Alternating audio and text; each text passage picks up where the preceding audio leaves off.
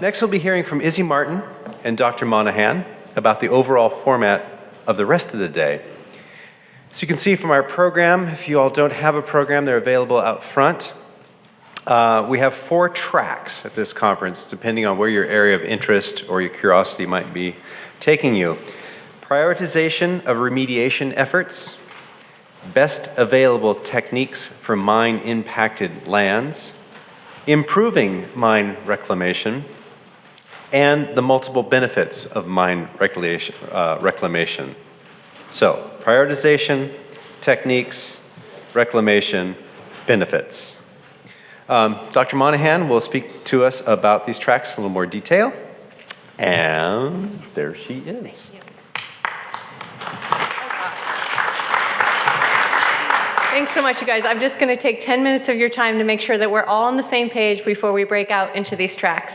I'm going to introduce 2 of the tracks, and then Izzy Martin is going to introduce 2 others. The 2 I'm introducing is the best available techniques and prioritization of mine-impacted lands. Do I have my... Yes, I do. So the gold rush has left us with an estimated 47,000 abandoned mines. That's a lot, each one of which presents physical and chemical hazards. Obviously, there was hydraulic mining and hard rock mining. Hydraulic mining used a huge amount of mercury to amalgamate the gold. You just heard 2 talks talking about how hydraulic mining debris is still moving down our watersheds. This is a picture of Deer Creek in 1908. It doesn't look like that anymore, right?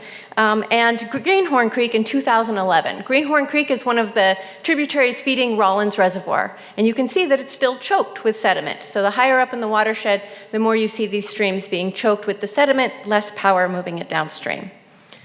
So the excavation and processing of ore rich in metals from hard rock mining has left a lot of these metals exposed. So we have areas that have waste rock and tailings piles with contaminants of concern such as lead and arsenic and other metals.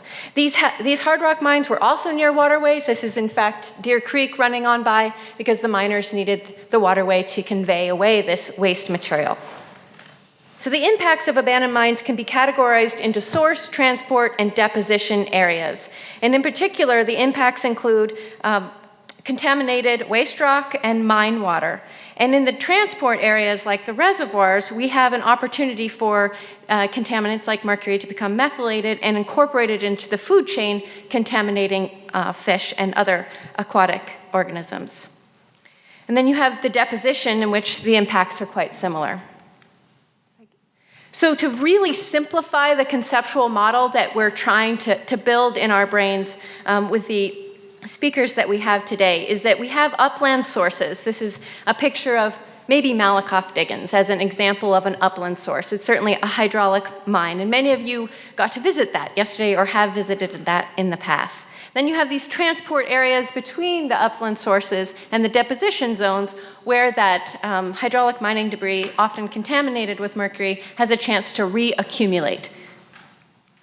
So implementing a comprehensive strategy to mitigating these impacts of abandoned mine lands is the overall goal of the Reclaiming the Sierra initiative.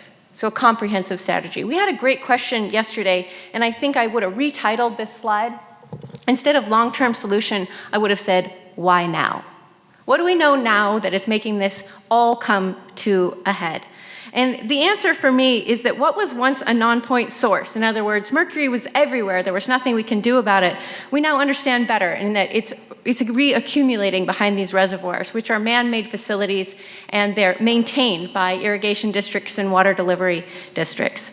And because what was once considered a very low level of mercury is now meaningful because of what we understand about biomagnification and bioaccumulation of mercury. The idea is that as science improves, so does our understanding of the impacts that this contamination has. The other side to this about abandoned mine remediation is that what was once in the middle of nowhere and remote is no longer. The demographic of the Sierra Nevada is changing quite quickly, and now we have abandoned mines that are a part of more people's landscapes. In fact, the greenscape in a lot of these smaller towns is undeveloped and often undeveloped as a result because it is impacted by mining. So our smart growth and planning needs to take into consideration abandoned mine remediation. So Sierra Fund is leading a DWR-funded project through the Integrated Regional Watershed Management Plan in the CABI group, or the CABI region, the Cosumnes American Bear Yuba region. And we have a project bundle dedicated to sediment and mercury abatement.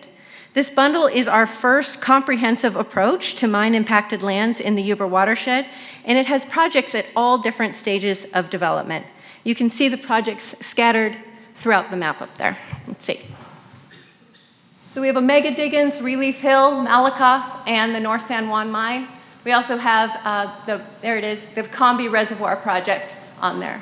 So these are all projects that we're trying to advance to the next stage of assessment and or remediation, depending on where they're at.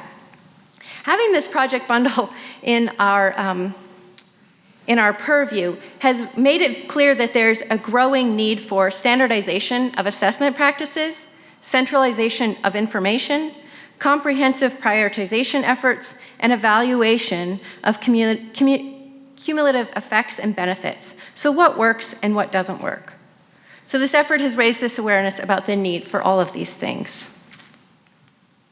Great, so the two tracks that we have to look at this next steps that make sense are the best available techniques track and the prioritization of remediation. The prioritization before lunch very roughly looks at, modeling upstream and downstream efforts, and after lunch we really look at state and local government opportunities for addressing prioritization efforts. Best available techniques is looking at different techniques associated with assessment, remediation, and then evaluation of that. And then after lunch is looking at the regulatory framework within which these practices are taking place. So Izzy Martin, you are going to continue this PowerPoint slide presentation. Where's my jazz band? For those of you who weren't here last night, when I got on stage last night, we had a jazz combo that was playing wonderful music the entire time we were talking. But while they try to rescue the technology, I will move forward with my little talk. Again, shamelessly, I have to admit, we hold these conferences when we're ready for them. This is our third one. After our second one, our minds were pretty full. It's been almost 3 years since we've held a conference because we really want to have these conferences help us all understand what we're doing and how to move forward. We are struggling now with the next steps. A lot of what we've done when we started our project was really trying to even define what happened during the gold rush. What really happened? What are the long-term environmental health and cultural consequences of that era? And how do we even assess what happened, and then what do we do about what happened? Thank you. Does this work? Yeah, we go. So we started our Reclaiming the Sierra project to address historic mining impacts, and we're thinking that we're working on the health implications, how it's affecting people, how do we understand what's going on, the role of science, reaching out to people that are affected by the problem, whether or not they're fishing and eating the fish that they're catching, or whether they're recreating on recreational trails, which might be going through old abandoned mines that might have toxic dust, air contaminants. And then what are the policy implications of what we're doing? And as Carrie mentioned, we have 3 projects which are on the ground trying to figure out this, how do we remediate the abandoned mines issues. One reason why I became really interested in this, I was on the Board of Supervisors in Nevada County, and I represented the district that is this really horrible, dark magenta, really contaminated area of the Sierra. Until I got on the Board of Supervisors, I was an organic farmer, I knew a lot about chemicals and such. I had no clue that the mining era had had such an enormous impact on my community. And once I got on the Board of Supervisors, it seemed like every time I turned around, the issues I was dealing with were abandoned mine issues. As soon as I got elected, I went to my Department of Environmental Health within a couple of weeks of being elected, and I found this guy, Tracy Goodell, I'm going to say his name again, Tracy Goodell, who kind of dragged me into this. And I said, hey, there's an abandoned mine in my district, in the Spenceville Fish and Wildlife Refuge. And it's a copper mine, and it's horrible, and I want it cleaned up. And one of the other guys said, oh, that's in Yuba County, and it doesn't bother them. It's fine with them. Well, I'd been out there with my brother Wiley, who had a GPS, and we had GPSed it. It was in my district, and it bothered me. So Tracy Goodell jumped into his vehicle, went out with another guy, GPS the location, agreed with me it was in my district. We contacted Department of Fish and Wildlife, whom apparently had never had anybody complain to them before about this pond. When the California Geological Service went over to check out the pond, they were hanging around testing the water in this beautiful, bright blue pond. And this family came up, and they had a little girl with them, and they put her little floaties on her, and she jumped into the water and started to scream because the pH was so low that it actually burned her. Thank God the CGS guys were there and had equipment to deal with it. They agreed with me it was a problem. It was a serious, serious problem, and had not ever been discussed, apparently. So, and it's not just, where I live. Look at this. This is Kern County. The purple ones are the, principal areas of mine pollution. Look at Mariposa County. These are all local land use issues. Every time, as a local land use person, I remember in 1991, I was walking around at a parcel that the landowners wanted to subdivide into a beautiful, new fancy mansion type subdivision, and beautiful forest, and I looked over and I saw these buildings and these piles of dirt, and I said, "What's that?" And they said, "Oh, don't worry about that. There's a fence up. That's going to be the remainder of the parcel. We're just going to subdivide it and leave that." And that's the old Banner Lava Cap mine, now a Superfund site. I was out there with my son on my back. Oops. My county approved that subdivision. My county approved that subdivision without asking the guy to fix the tailings, the dam on the tailings pond. When we had a big flood in 1997, the tailings dam washed out, contaminated Little Lost Lake, Little Clipper Creek, and created a huge problem, sadly, for the two men that suggested this is a good idea. They're both now wearing fashionable orange jumpsuits because they failed to tell their investors that they were buying abandoned mine sites and developing them. Just kind of forgot about the toxic nature of it. By withholding that information from their investors, they are now charged with fraud. So it's not okay to keep acting like this isn't a problem. So the SMARA Fund is trying to now take this, we know, we're not ready to sit back anymore and pretend this isn't a problem. We have, as you hear, we have a scientific approach. If we could, the SMARA Fund tries very hard. It's very important to us to do excellent science and have that not be influenced by our policy work. Rather, the other way around, we want the science to get done and have then us understand that before we start talking about policy. It's very important to us to protect that academic and scientific integrity, independence, and et cetera. But at a certain point, we begin to understand what's going on. It took us many years before we even started to talk about the policy implications of this. All we wanted to do was to understand what was happening. But we've now learned a lot about this, and there's two areas that I shamelessly want to pick your brains about for the rest of the day to help us figure out how to move forward. The first of those is improving mine reclamation, and the second is understanding the multiple benefits of mine reclamation. Now, improving mine reclamation in California there's a huge difference between pre and post Surface Mining and Reclamation Act mines. It's hard to believe, but from what I can tell in the history of the world, we never required mine reclamation. The Iberian Peninsula of Spain still totally covered with unabated mercury mines from 1,000 years ago. Until the 1970s, you could just finish your operation and walk away. Leave the giant hole, leave the mercury in the sluice, leave your equipment out, leave your buildings up.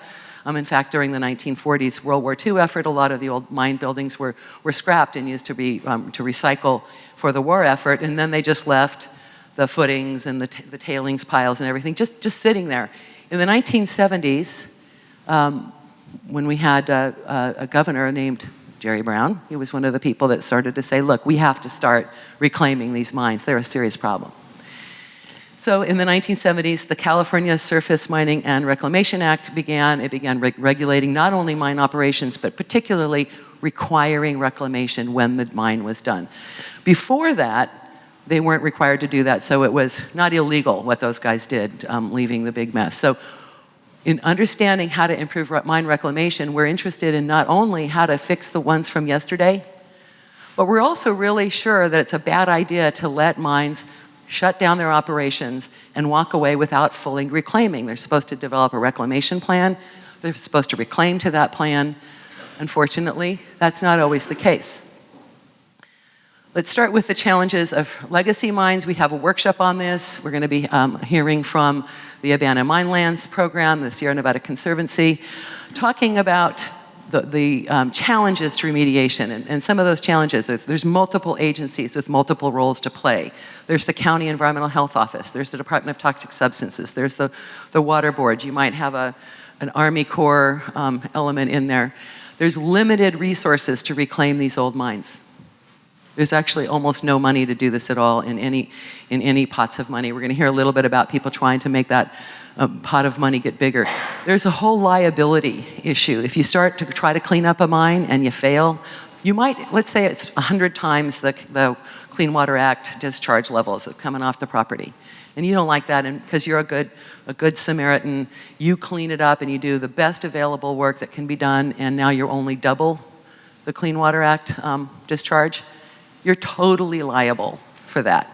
Even though you've made the situation much, much better, you are now liable because you're not meeting the Clean Water Act standards, and this really keeps people from doing anything. It really ties them into inaction. And then one of the other issues that we are raising is this need to do due diligence. The state of California did buy a number of abandoned mines, thinking, and it was a good thing. I'm not saying it was a bad thing. I love Malakoff-Diggins. I think it was appropriate that it's a state historic park, but it's a big issue of liability. The Empire Mine State Historic Park in my town, Grass Valley, where I live, the Empire Mine was sued because it was contributing contaminated water to the City of Grass Valley sanitation system, which was destroyed by the contaminated water. And Grass Valley sued the state park. State Park said, hey, that water is from underground. We don't own the mineral rights. They sued Newmont Mining Company, who did own the mineral rights, who also own the mineral rights under my house. That mine has 360 miles of tunnels under my town. Everybody in Grass Valley lives on top. Well, not everybody. Lots of people. Most of us live on top of an abandoned mine. So it doesn't make sense to us that people are acquiring these giant toxic assets, turning them over to the public without properly assessing them for physical hazards and chemical hazards. Because these properties were not properly assessed before being turned over to the state of California, 100% of the liability is owned by the state of California. So we're really interested in keeping the public from acquiring any more toxic assets without knowing about it. We feel that by the same investors that are sitting in prison for failing to inform their investors that they were buying a contaminated mine site, the people of California should know their tax money is being used to acquire contaminated mine sites. And this information has been withheld from us. People have refused to assess the properties prior to acquisition. So we have a number of recommendations. We want to improve coordination among the governmental regulatory agencies, et cetera. There's a great organization called CAMLAG, which I'm going to attempt. The acronym means the California Abandoned Mine Land Agency Group, CAMLAG. I got it. The person that runs it just gave me the thumbs up. And that is a vehicle that's been around. It was around in there about 10 years ago, and then it had a little hiatus, and now it's extremely active, and it's a great new forum for the state to really coordinate its activities around abandoned mine cleanup. We're suggesting that we develop funding sources for reclamation of these activities, both on public and on private lands, if we can find some way that we can identify and quantify the public benefit of cleaning up these privately held lands.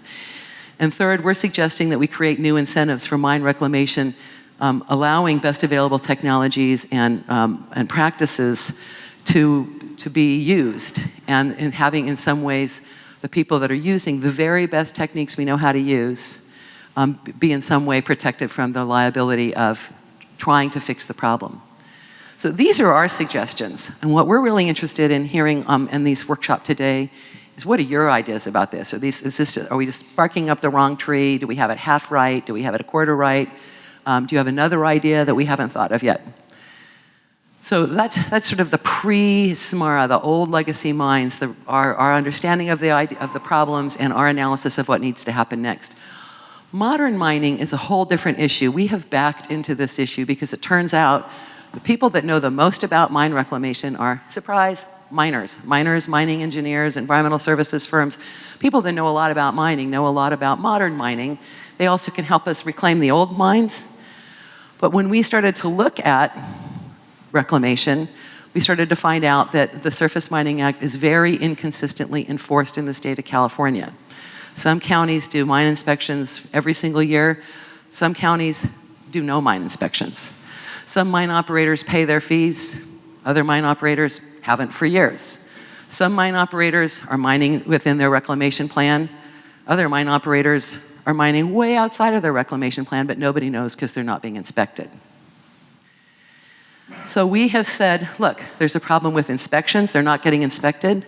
The reclamation plans are not always being enforced. And sometimes the financial assurances are totally out of whack. We were meeting and hearing from a person at the Department of Conservation who's been going through to see what did the county accept as a financial assurance versus what the State Office of Mine Reclamation thought the financial assurance should be. And they found that about half of the mines they looked at were off in their financial assurances by more than 25%. So let's say the county said, we're going to, the Office of Mine Reclamation says, we think it's going to cost $2.5 million to reclaim the site, and the county says, great, we've got a $50,000 bond on it. What? So the key to Surface Mining Act is a good rec plan, financial assurances that will actually reclaim that, is enough money to actually reclaim the mine the way you say you're going to, and that it gets inspected annually. That's how we know what's going on. We would like to see improved enforcement by SMARA, by lead agencies, because it protects the environment and the taxpayers too. I was told a story about a county down in the Sierra where a mine operator had a $2.5 million bond on his property. He was done mining, went to the county and said, I'm done. I'll tell you what, I'll give you my gold mine if you'll give me my $2.5 million back. The county said, great. It's cost $8 million to remediate that mine, and they're not done yet.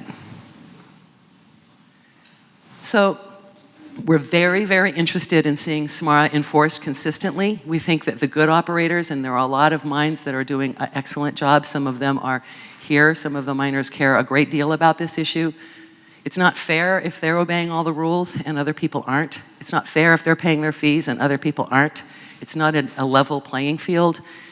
This has risen to such an issue that in the state of California that the governor has taken this personally under his wing, and I'm spending every Thursday at 2 o'clock from now, from what I can tell, to eternity, trying to figure out how to amend the Surface Mining Act. We've had 4 meetings. I have another one on Thursday, working through those issues that we were just talking about. So our 3 workshops on improving mine reclamation really look at, which is facilitated by Caleb Dardick of South Yuba River Citizens League. Thank you, Caleb, for stepping into this really complex issue. The first is how to improve pre-SMARA reclamation. The second is how to improve current SMARA permitting. The third is looking at water bond implementation issues and opportunities. I spent a lot of time over the last several years convincing the legislature that they needed to put mercury concerns into Prop 1, into the water bond. So if you look through there and you see legacy mines and you see mercury, that was me, pounding on doors and working with the legislature to get that information included in Prop 1 so that those projects are actually eligible for Prop 1 money. We also got in there that removal of sediment from a reservoir should be allowed under the continuously appropriated $2.7 billion section of that bond. So we're really interested in what you guys think about how we can do these things, where we can get the money, how we can get enforcement of SMARA, and how we can actually work together to clean up legacy mines. So the third track is a little bit different than that, or the other half of what I'm doing. So half of it is about let's enforce SMARA and let's clean up the old mines.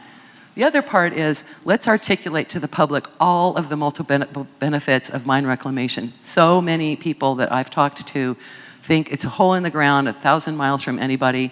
We've even heard them say, oh, but nobody lives up there. We don't live up there. Increased water storage, you've heard us talk about that. Restoration of watersheds, including the forests and meadows, which are an artifact of the mining era. Improved water quality and fish habitat. Creation of job opportunities.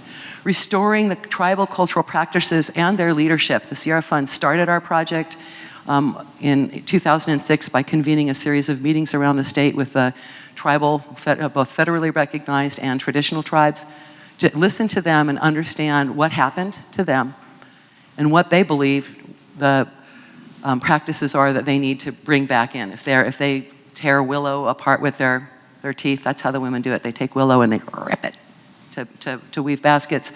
If that willow is contaminated, it can burn their mouths. There's a lot of different cultural practices which have basically been stopped. Of course, the whole contamination of the fish population, the destruction of some species through the bad activities of mining. We really believe that the tribal folks need to be in the leadership of the restoration movement. And finally, production of quality materials such as sand, gravel, and gold. So by articulating the benefits of mine reclamation, we're hoping that the people of California will begin to put some muscle behind this. But we've also learned that this word right here, gold, when we start talking about that you might be able to get a gold product out of those reservoir sediments, you might be able to produce a gold wedding band that is produced entirely as a byproduct of reclaiming water quality, restoring fisheries. That's a pretty exciting gold product. It's also exciting to have good, clean gravel and good sand because we all certainly need sand and gravel. So the first one of our tracks is talking in more depth about whether it's even possible to remove the sediment. We have Rem Schertzinger is going to talk about the Combie projects and the other projects that they're involved in trying to handle the siltation of their dams. And then we have 2 workshops where we have people who are international gold activists telling us how are they siting mines. There's some progressive ideas, fair trade ideas about where you should site mines. You should probably ask the local people that own the land before you put a mine on their middle of their village. So how to site a mine around the world. We're interested in learning what other people are doing. That's the second workshop. The third workshop is us saying, okay, this unique gold product that we might be able to get out of reclamation, how would you develop a market for that? What are the steps? What's it going to take to make that happen? So our recommendations for action that we are hoping people will discuss is restoring reservoir water storage capacity, as you can see up here, for the multiple benefits of reservoir reoperation, and then explore the potential for the development of an environmentally sound, economically viable, ethically mined gold product from legacy mine reclamation. We're calling it E3 gold, but we're geeks, so it's probably not a good marketing term. The jewelers, I think that's a kind of a geeky E3 thing. But one of my girlfriends said, why don't you just call it loving gold? Gold that was produced because you love the earth. Okay, loving gold, that's maybe better. So the 3 workshops on multiple benefits of mine reclamation are facilitated by Liz Mansfield. Thank you so much, Liz, for diving into the deep end. My understanding is we're the only people in the world that are talking about this E3 gold stuff, gold from a reclamation product. And we know that because we're talking to people from all over the world. So these are the 3 workshops: multiple benefits, definition of E3 gold, and then what is the market for this and what's the early development. So come and help me help us. Let's all figure this out together. I think that's the main purpose of this conference.